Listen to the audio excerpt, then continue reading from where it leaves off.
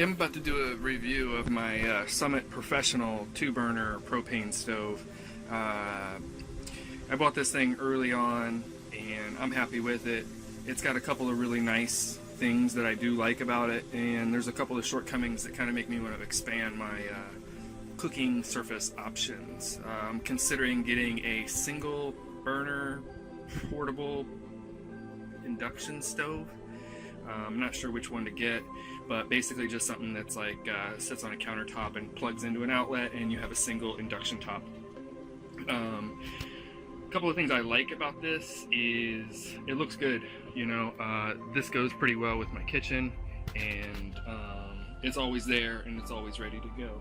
I have to have my inverter turned on, but anytime that it's powered, because I just have it plugged into an extension cord, so the regular wall outlet that comes with this is plugged in, and I can always just start a flame. And sometimes you do have to keep it going for an extra second on start just so the flame kind of holds, but usually it's pretty good about that.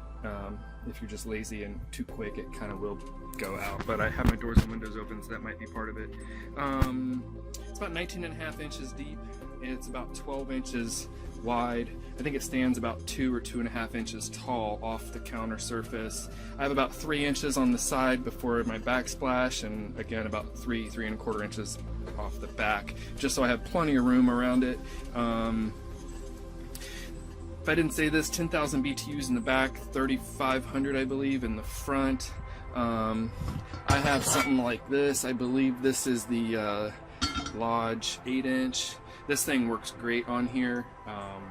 Never had any issues cooking with something like this on here, except if I was to maybe have that plus my tea kettle. Now these don't fit too bad because of the shape, but the problem is this 3000 kind of takes a long time to get this burning, so I would always want the higher one on my grill, and then it sort of comes off the front and they just get a little bit crowded, and that's two things that actually sort of fit together well.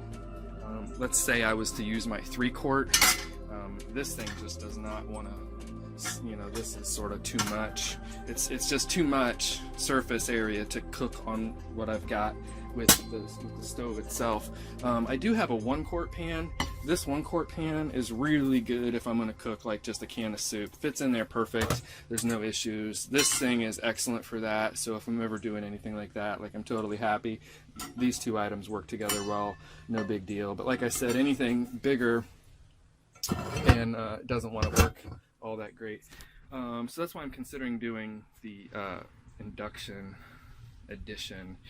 Plus another thing is that it's a flame, so it creates heat. So in here I do have windows and doors, and I have a couple of vent fans to take heat out, but that still doesn't eliminate the fact that this creates heat in the room when it's on, and an induction wouldn't do that. Also, burning fuel that I have to buy to cook with, you know, if I can minimize that and basically save fuel. My refrigerator also works off of propane, and I also have a propane water heater that I'm about to start using.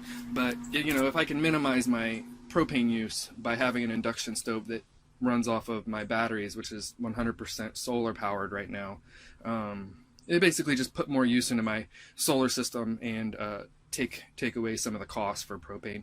So that kind of is attractive too. Plus I can, like I said, use 2 larger pots and even have 3 cook surfaces at the same time if I was to ever want to actually have 3 things going. So kind of makes sense. Gives me some options. But that's my review. These are pretty good. I do recommend it, but there's some qualities and some shortcomings to consider if you're thinking about getting a propane Summit stove. Anyways, good luck with your projects.